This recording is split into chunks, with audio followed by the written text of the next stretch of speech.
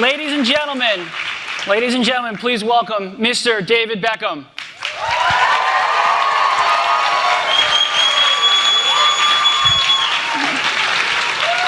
Nice to see you, sir. How are you? Wave. Hi. Morning. Have a seat. Have a seat. Welcome. Welcome to Google. So let's kick off. No pun intended. With a little soccer, or for our international friends, football. You know, David, you really have had a global soccer career. I mean, you joined Manchester United at the young age of 17. You won 9 major trophies in 11 years there. Very impressive. You then joined Real Madrid, where you won another trophy. And then since 2007, you've been here in the US playing for the LA Galaxy, where last year you won yet another trophy. And I think that puts you in a very rare group of trifecta winners of 3 trophies on 3 different countries. So congratulations. Thank you very much. And then obviously while preparing to meet you last night, I read even more news last night, the big news, that you decided to stay here in the US and continue to play for the LA Galaxy. Congratulations, and I think we are excited that you chose Google as a place to come talk to your fans and the rest of the world about that news. So why don't we start there? Why don't you tell us a little bit about that decision to stay with the Galaxy? Well, good morning, first of all. I'm excited to be here. To be part of this is exciting for me, and to be here with you all and everyone else watching around the world, it's exciting. Google's one of the biggest companies in the world, so I'm honoured to be here today. My decision, obviously, throughout my career has always been about my family, about my career, about my footballing career. And I've been lucky to have played over the years with some of the biggest clubs in the world, some of the best players in the world, and it's been exciting. I've been lucky enough to have been successful in many different clubs that I've played for. And professionally, coming to the US was something that I was excited about. It was a challenge. It was a new challenge. I'd played in Europe. I'd won everything that I possibly could in Europe. And I wanted a new challenge. So, when you conquer Europe, it's definitely the next. I'm very lucky in my career. So, so then obviously coming to America was an exciting thing for me. And I've had a great 5 years. Met a lot of good people, a lot of great fans around the world. Travelled around America, played in different parts of America which I'd never played in before, and it's been exciting. So. This championship at the end of this year was one of the most satisfying in my career, I must admit. To have been here for the time that I'd been here, to reach the goals that I'd reached off the field, with raising, the popularity of the game. I'd reached those goals. The only goal that I hadn't reached was a championship with the Galaxy, which is the main reason why I came to America and came to the Galaxy as a franchise. So that was missing, but now it's not. So congratulations. But obviously with the new contract now, it was a decision that I didn't take lightly, because I'd obviously had other offers from other clubs around the world, and at 36 years old, you don't expect to still get these offers. So that was nice, but it was all about where I felt the future was going for the game here in the US, and also where my family was happiest. And my family are happiest here at the moment. We love living in LA, we love living in America. We've adapted the culture, we've adapted everything that this country has, and we enjoy that. So I'm going to continue to enjoy playing soccer here, and my family will continue to enjoy it. Well, speaking of kind of away from the Galaxy, I saw when you came in 2007, you made a very public statement that you wanted to help grow the game of soccer in the US. Can you talk a little bit about how that's going in some areas around growing the game here? Well, that's the thing, it's one of the reasons why I came to this country, is because for me, soccer's the #1 sport around the world, apart from America. Don't get me wrong, the other sports, American football, basketball, baseball, they're all great sports and have great athletes in these sports, but #1 game in the world is soccer. So I want to get soccer to a different level in this country, and I think that we've done that in the last I've felt it change in the last couple of years, and that's why I didn't want to walk away from it, because I've felt the change, and to walk away at this point would be disappointing, because I've been part of that growth, and I want to continue to be part of that growth. So, you know, it's an exciting time, you know, and it's great for the family as well. You know, great for the family to be here. Well, speaking of the family, I think we've all read how important family is to you. So, you know, what role did Victoria and the kids have in the decision, in making this decision? I mean, they have the final answer. As simple as that. That sounded wrong, but no. Obviously, you know, when you're married, when you have children, you know, your priorities totally change. You know, 10 years ago when I was playing at Manchester United at Real Madrid, you know, obviously we were married, but it was a lot easier for us to make decisions based on our careers. Whereas we've got 3 amazing boys now and a little girl that we have to look after, and it's all about them. So our priorities are about our children. But you know, like I said in the question before, the growth of the game is growing, and you know, to see when I first arrived there be 12 teams in the league. Now there's 19. There's stadiums being built around America solely for soccer, which is a big thing. New, yeah. You know, and that's the exciting part of why, and one of the reasons why I wanted to stay. Yeah, well, I think the impact of your presence on the game has been very clear over the last 5 years. I think one of the other questions that I'm sure are on a lot of people's mind, you know, with this decision is, you know, really, why come to Google to tell the world and talk to your fans? Why not? Why not? It's so simple. Like I said, it's one of the biggest companies in the world, and it reaches so many millions of people, and I felt that, you know, it's something that you always see when you open your computer. We like that.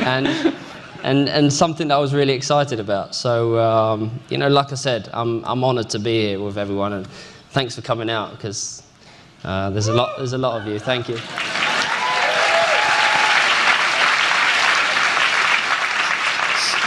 So in getting ready for this visit, we saw that you posted a video call out for questions on YouTube, which was fantastic. And I'd say from that video, we've collected tons of questions. We've gone through them. We've curated them. And obviously, we'll go through some of those today.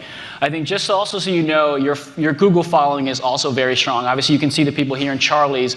But in addition to this group, there are about 26 other offices from around the world kind of dialed in to watch this and ask you questions as well. And I think if it weren't so late in some of the other parts of the world, we'd have even more than that. So congratulations on building a following here at Google as well. Thank you.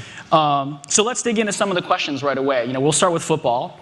Tao Mu Yi from California wants to know, what is the biggest difference between playing football in America versus Europe?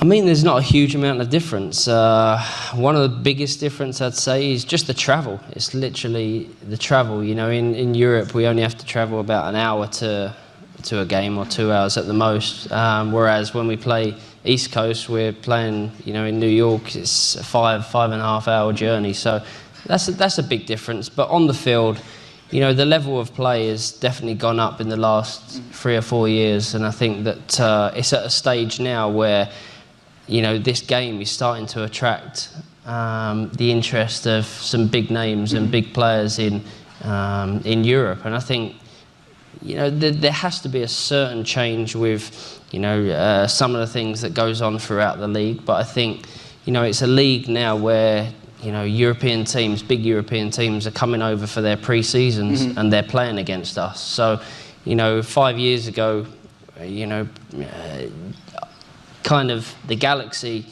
had been heard of, but I think now, with the interest of the players that have come over, such as Robbie Keane and obviously Landon Donovan as a US star, right. You know, we've had that interest, and it's exciting to be part of.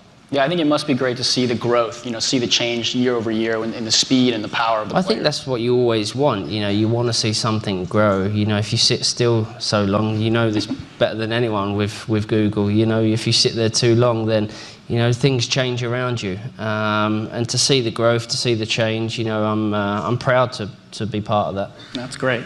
Another question, Maheen Zara asks, What is the first thing you do, think, or notice when you step onto the field initially? I think just the excitement. I'm still, I'm 36 years old, and every time I step on the field, I'm like a little kid.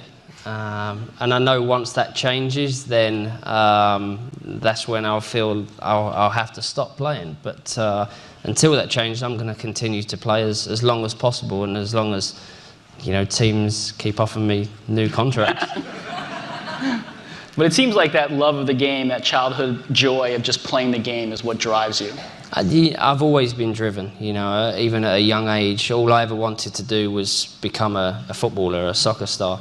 And that was my only ambition, I know it's different these days with kids, there's fame, there's fortune, and it might be easy for me to say that because obviously I've done very well out of the game, but I'd still be playing this game even if I wasn't being paid for it. Mm-hmm. Well, not that I don't want to be paid for it, but I still would be playing this sport. Very good, very good. Another question, Christina Greenwood asks, do you ever listen to music before a soccer game to kind of get yourself pumped up? Always. Always? Spice Girls? Spice Girls, of course. I mean, Wannabe always gets me going before a game. Everybody, I think, who doesn't? Always.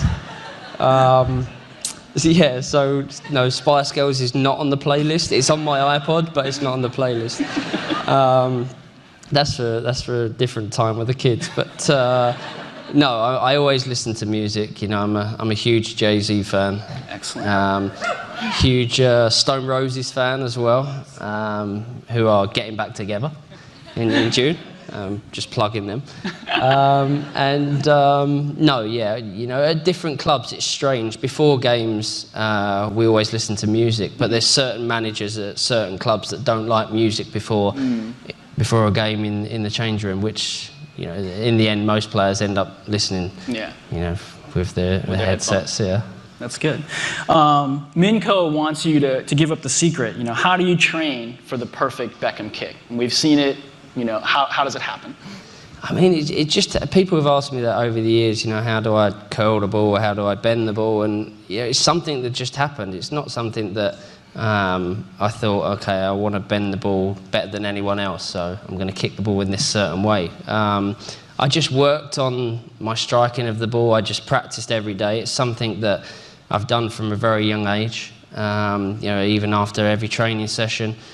I'd take balls on my own and just curl and kick and try and find new ways of getting the ball in the net without anyone touching it. And I've been lucky enough to have done that over the years with the way I kick the ball. And I know that it's a unique style, and I know it's a unique style just because my back hurts a little bit more than it did when I was 15 years old. But no, it's something that I practice, of course. It's one thing I tell kids, and unless you practice, you're never going to, get better at something. Well, I think there's not a goalkeeper in the world who is not terrified when you line up for that free kick. So whatever you're doing, keep doing it.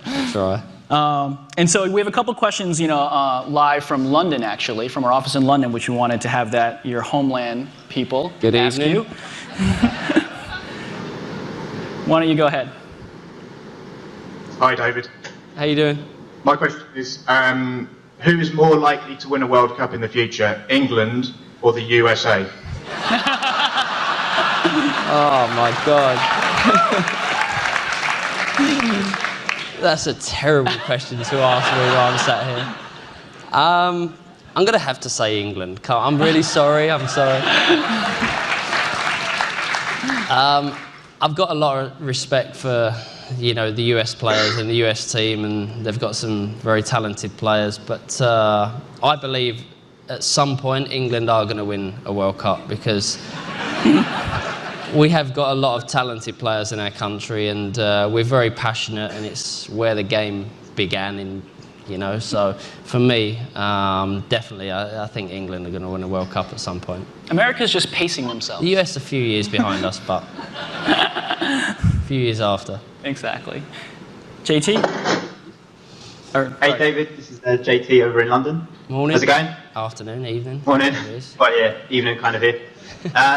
So I've seen you play a couple of times. One of them was a Tsunami charity game you played in Barcelona with loads of superstars, and I just wanted to know who was the greatest player you played with or against? Okay. Again, I've been lucky enough over the years to have played with some of the best players in the world. Obviously, being at Manchester United, being at Real Madrid, being at AC Milan. You know, these are three of the biggest clubs in the world. So obviously, there's some great players there.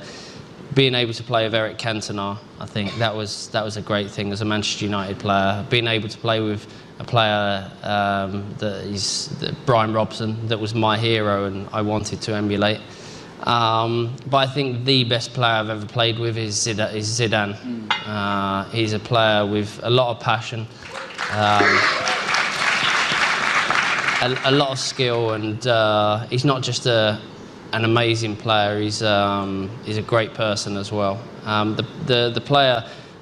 The hardest player to have played against was Roberto Carlos, who's now actually one of my best friends. But even when I didn't know him as well as I do now, he used to kick the hell out of me the whole game, but he had this cheeky smile, which you couldn't hate him in any way possible. But he's definitely the toughest player I've played against. Very good. Claudine? Hey David, so my question is, if LA Galaxy were to play in the English Premier League, how would they stack up against the competition? We'd win it. Simple as that. No, I think, you know, the Galaxy have been great in the last 2 years. We've been really successful. We've obviously been close to winning the championship over the last few years, but then obviously this year winning the championship. We've got a lot of good young players coming through, players that, you know, teams in Europe are interested in. So I think we'd do well in the Premiership. It'd be interesting.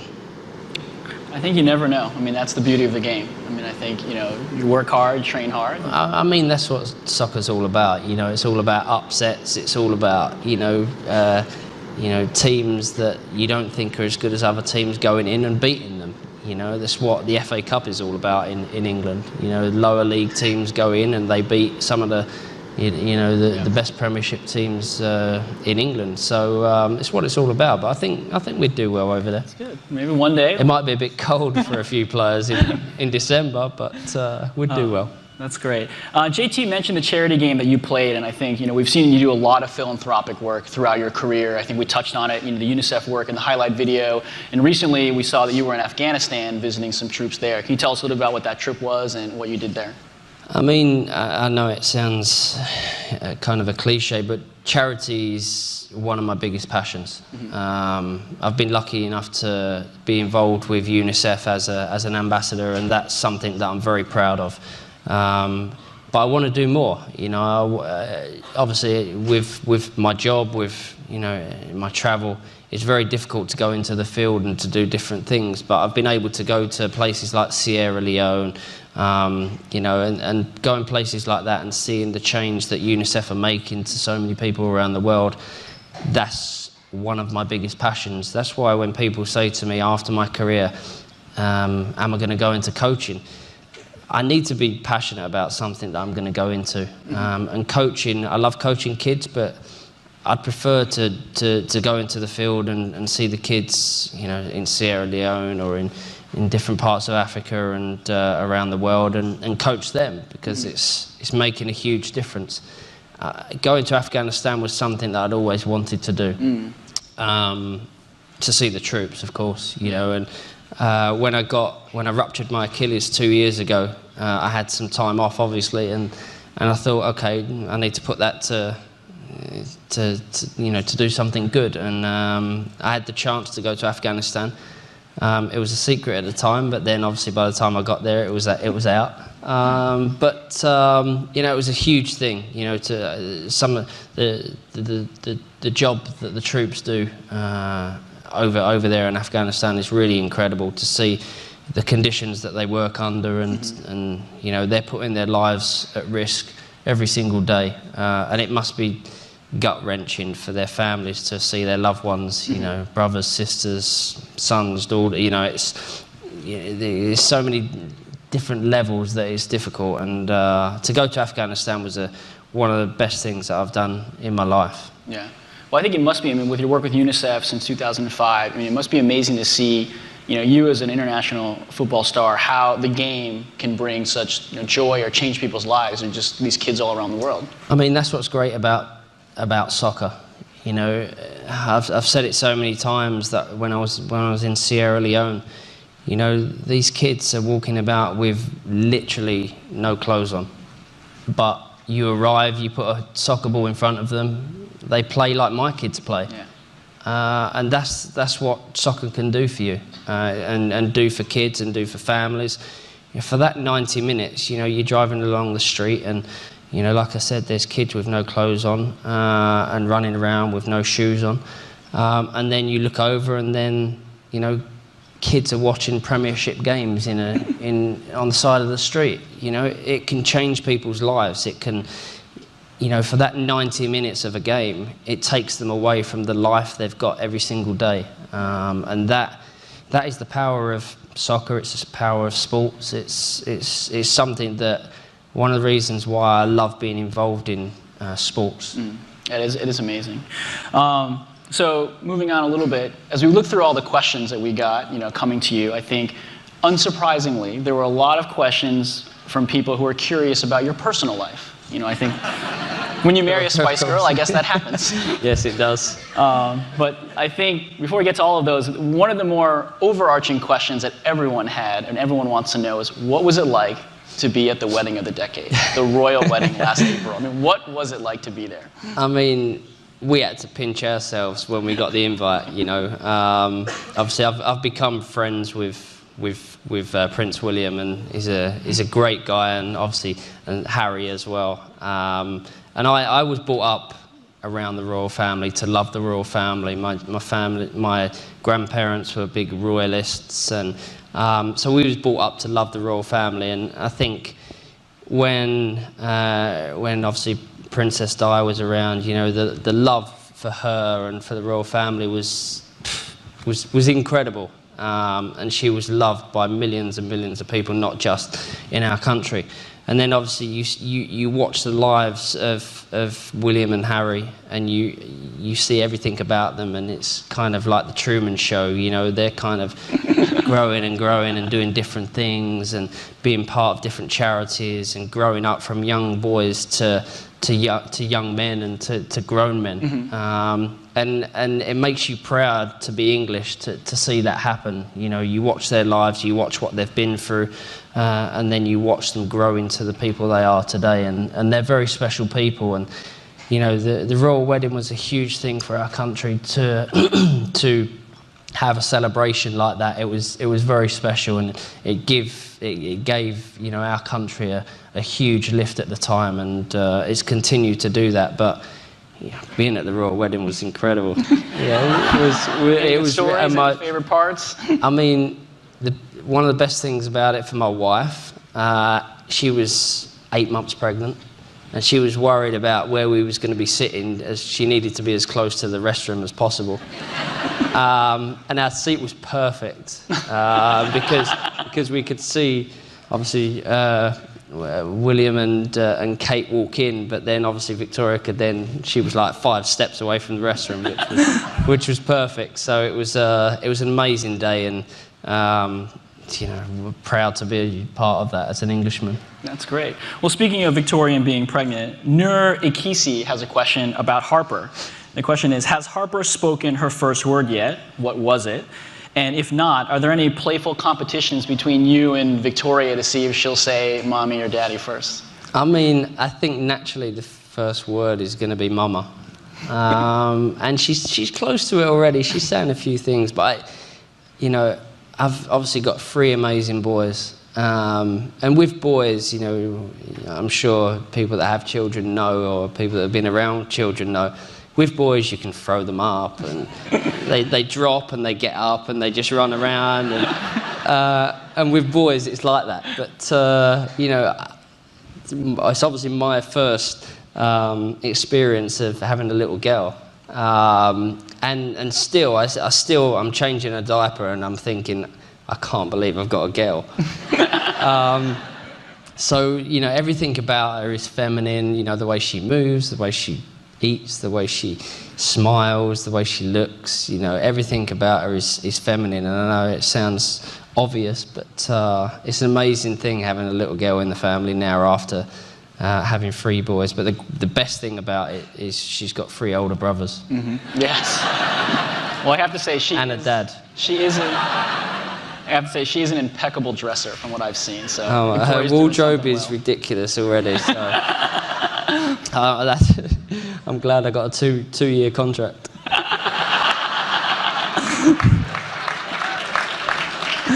Very good.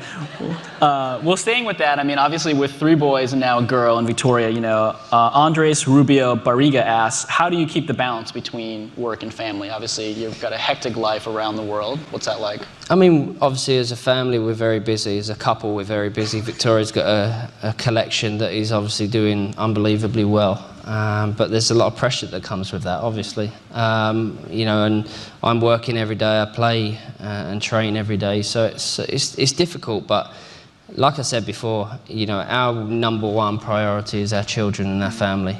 Nothing else gets in the way of that. You know, when I'm away, Victoria's at home with the boys, and Harper when she's away, vice versa. So, you know, we're very hands-on parents. You know, I take the kids to school every day, pick them up every day. We go taekwondo, we go soccer, we go. You know, there's so many things that we do with the kids, and like I said, we're very hands-on parents. So, you know, it doesn't. Our lives, our busy lives, don't affect, you know, the children in any way, but the children understand that we work very hard as well. So, you know, we've got a very good balance there. It's amazing to see. I mean, people as busy and hectic as you and Victoria can still take your kids to taekwondo and be as hands-on. I think I mean, it sets the kids up for life. I think, you know, the way you are with them at a very young age, and you know, we've got very special kids. That's great. You earlier were talking about obviously the travel with the Galaxy, and you've lived in Italy, Spain, the UK. Carolina Ramos asks, where is your favorite place in the world? Favorite place in the world?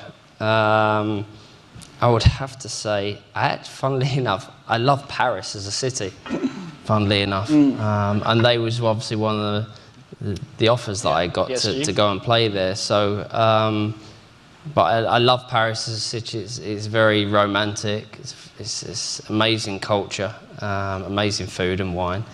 But you know, I'm very proud to be English, and London. There's not many better place in the world than London. Ooh, very good. I'm sure our London Googlers will be very happy to hear that. I hope so. So while we're on the personal life topic stuff, I have to say I promised some fellow coworkers I would ask you this question. Okay.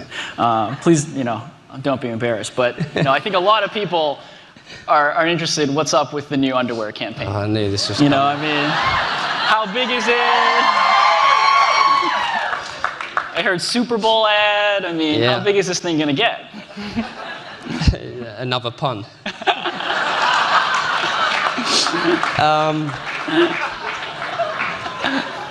I mean, sorry, I need some water.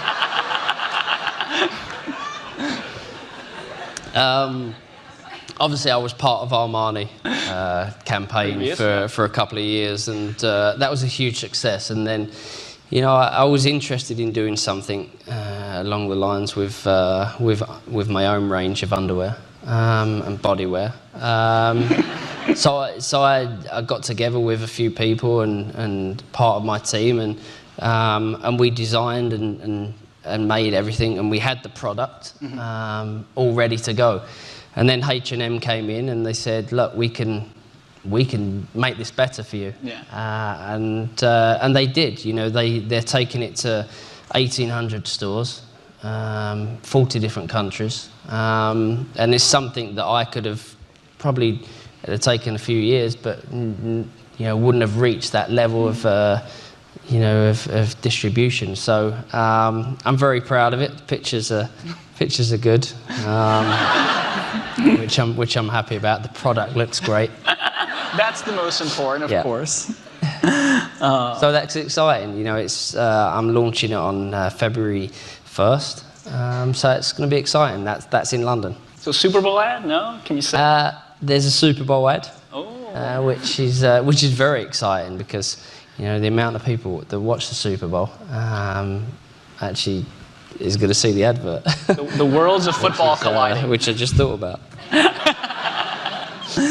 Very good, very good. A couple more questions on the personal side. Imtiaz Ijaz is wondering, are you considering starring in a film with Tom Cruise? I'd love to star in a film with Tom Cruise. Who wouldn't? I think you know, people have asked me over the years, especially when I first moved to LA. They was like, oh, he's obviously going over to, you know, become an actor, and I can't act. Simple as that. You know, it's something that I've never done. I've been involved with obviously adverts and different. You know, I was involved in a couple of movies that were about soccer, but you know, not major parts, not much talking involved. So that was great.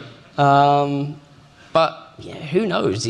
Something might happen in the future that someone comes up to me and says, you know, we want you to play this person, and you know, and maybe it will happen. But I don't think so. It's not something. It's not an ambition of mine. You heard it here first. Something might happen in the future. Maybe. Exactly. You know, never say never. Never say never. Because you guys are neighbours, right? You live. Yeah, we near? live 5 minutes away. 5 minutes away, so you know, no banter around, you know, the recycling bin. I mean, around there's banter, but not banter that I could say live on Google. Gotcha. Very good, very good. One more question on this. Dina Ko asks, are you feeling nervous about your first Google Plus Hangout? I'm not nervous. I'm excited. You know, being here today, I was excited. You know, I woke up at 6 o'clock this morning and give the kids breakfast just before I left, and I was excited about it. It's something that I was really looking forward to. So, not nervous. That's good. I think. Why should I be? No, I think it's no, I think you're doing fine. I think, you know, afterwards it'll be easy. I mean, it's just, you know, video conferencing with, you know, a bunch of your fans talking face to face. It seems like something you really enjoy. Should be fun then. So I think, and for those of you that would like to watch that afterwards, David will be talking with some fans at 10:30 Pacific time right here on his Google Plus profile. So I think now we're going to take some questions from Googlers around the world. I think we'll take a couple questions live from here in the audience and some kind of pre-selected questions. So any Googler that has a question, please begin lining up. But we'll start with a question from Michael Complager from London. And he wants to know, did you have a role model as a child, and who was it? I had a role model in football, in soccer, sorry, that was Brian Robson. He used to play for Manchester United. He was captain of Manchester United, he was captain of England. He wore the number 7 for Manchester United and England, and everything that he did I wanted to do and become, and do exactly what he was like as a player. And I was lucky because I wore number 7 for Manchester United, wore number 7 for England, and captained England and Manchester United. So I was very lucky to have done that. So he was, you know, a role model that I looked up to. Very good. Why don't we take a live question over here? Hi, David. With everything that you've accomplished in kind of your career and your life in general, what would you say is the most meaningful accomplishment that you've had? My family. My family is like, it really is. You know, obviously I've done a lot in my career, and I've been able to be successful in different countries and different teams and different leagues. But and I'm very proud of that. But you know, my proudest possession is my family. Thanks. Thank you. Can we take one on this side? Hi, David. Hey, morning. I wondered if you could talk a bit about the London Olympics. Obviously, you're involved in the bid at the time. Yeah. So are you hoping for a place in Team GB, and what would it mean to you to play in the Football Olympics? I mean, it's exciting, you know, for our country to host one of the biggest sporting events in the world. I think it's really exciting. And I think the buzz around England and around London, especially around East London, where obviously I was brought up, it's exciting.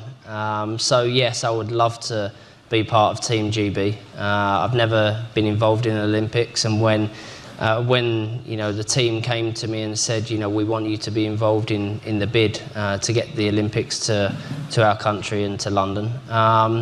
I wasn't sceptical, but I was kind of nervous because I'm not an athlete that has performed in the Olympics, so I was worried what I was going to bring to the table and what I was going to do to help bring it to our country. But to be there and to be part of a successful bid to bring it to London, I was very proud of. It's one of the proudest moments that I've been involved in, especially to be sat there one side and then the Paris side was sat the other side, and all the media actually had moved to in front of the Paris team.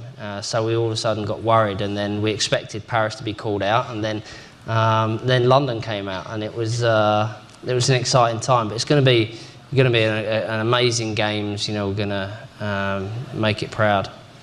That's great. We have a question from Anuj Ganda from London, and going back to the proudest moment, in your footballing career so far, what would be the proudest moment?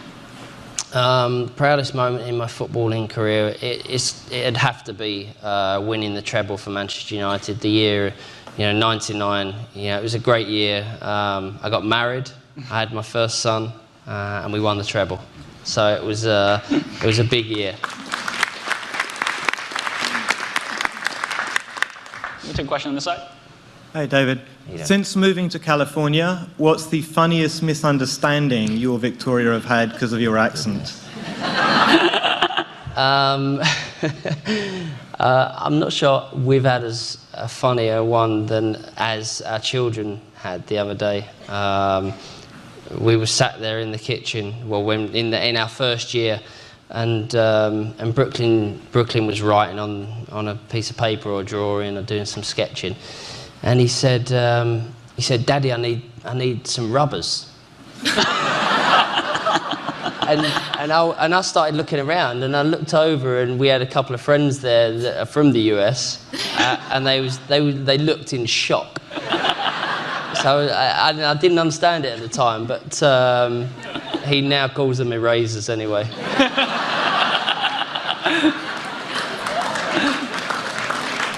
That is awesome. We'll take one on this side. Hi, David. Thank you for coming. I actually don't have an accent. I just really like yours. That's a great accent. Oh, thanks. So thanks for coming. I'm wondering, after today's Hangout, do you have plans on how you'd like to use Hangouts in the future in terms of engaging with your fans all over the world? Well, hoping it goes well, then there'll definitely be more. But I think this is the first time I've done it, so it's exciting. To be able to hang out with fans that have supported me over the years and throughout my career, it's special, and obviously it gives them a chance to ask me questions that they've obviously never been able to. So I'm excited, and hopefully there'll be more. Can I get a quick picture with you? Of course you can. Oh, it's starting again.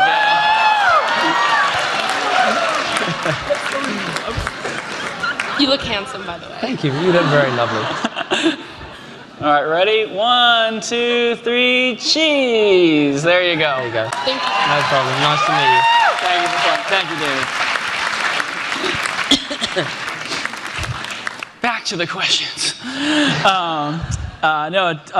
Darminder Singh from the San Francisco office asks about, throughout your career, you've played against many teams. Which particular team or set of players has left you in awe? And I think you talked about players, but maybe you can talk a little bit more about the team side that you've played against. I think teams that I've played against that have left me in awe, I'd have to say the Barcelona team. Every time you come up against the Barcelona team, they play the game in such a great way.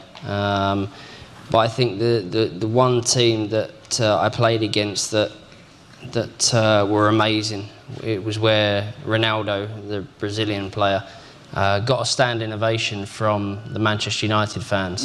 And that team, watching that team, the way they played, for me, it left you kind of, in awe of the players, of the setup, of them as a club, and the players that played there. They had Zidane, Raúl, Roberto Carlos, Ronaldo. Little did I know I'd be playing with them the season after, so that was exciting. But they're definitely a team that I was in awe of. That's great. That's great. Why don't we take a question on this side? Your wife's been known to wear some pretty ridiculously tall shoes. I was wondering what your opinion is on your wife's footwear. I think taller the better. Put it this way, I've not worn them. She said over the years that I wore her underwear for some unknown reason. She said that live on TV, by the way, which is not true. But no, the shoes are great. I love a pair of high heels on a lady, so it's. Very good. I like them. Another high heel question on this side, or a different question? Hey, David. So I have a question.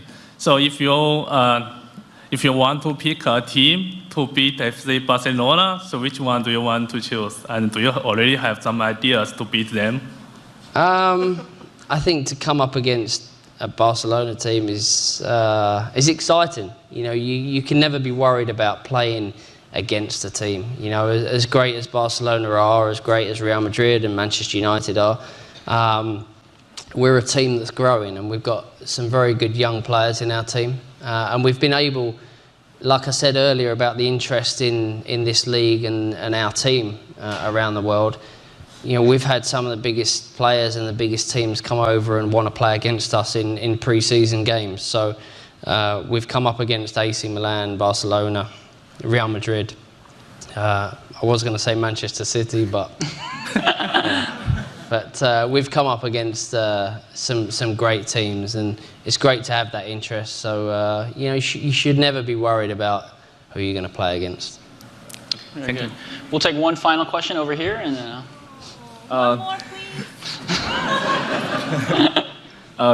Thanks for coming, David. I know you've been around the league. You've been around, various different leagues. Where would you like to finish your soccer career at? Would you like to go back to Manchester United? Do you want to stay in America, or do you want to tackle a league that you've never been to? I mean, my next birthday in May I'll be 37. Still really young. In soccer years, it's not so young. But in Beckham years, it's really young. In life, it's young, and I still feel young. So I'll continue to play the game as long as I can. I love it. Every single day I enjoy going to training. I enjoy playing in games. I enjoy being part of a team. And my contract's now for 2 years, so it'll take me up to almost 39, almost. And then we'll see. I think people expected me either to, move away from the Galaxy or retire at the end of this year. So I'm excited about these next couple of years. But we'll see what happens in the future. We do actually have a shirt for you. I'm not going to ask you to autograph it, but we do have a Google Beckham track jacket, which we would like to present to you. Thank you very much. Thank you very much. Thank you. We definitely want to thank you for coming, and I think in addition to the track jacket, all the Googlers here in the audience, please know that there is a Google Plus David Beckham t-shirt for everyone here. It will be available in Benghazi in Building 43 from now until 11 a.m. I don't think David can sign all of them, so please be understanding around that, but please enjoy your free t-shirt. For those of you on the live stream, and for those of you that have more questions, please feel free to join David at 10:30 at a hangout on his Google Plus profile. Thank you very much, David. We really appreciate it. Thank you. It was fantastic. It was really appreciated. Thank you very much. Thank you.